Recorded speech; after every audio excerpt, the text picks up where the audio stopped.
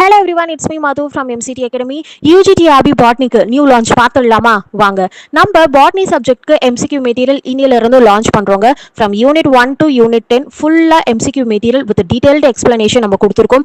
ஒவ்வொரு இண்டிவிஜுவல் யூனிட்ல 1800 இருந்து 2500 MCQ வந்து அப்லோட் பண்ணிருக்கோங்க. அப்போ டோட்டலா 10 யூனிட்ஸ்க்கு 20,000 பிளஸ் MCQ வந்துடும். அண்ட் நம்ம கிட்ட சாம்பிள் இல்ல மெட்டீரியல் வேணும்னா மேல இருக்கிற நம்பருக்கு காண்டாக்ட் பண்ணிக்கோங்க.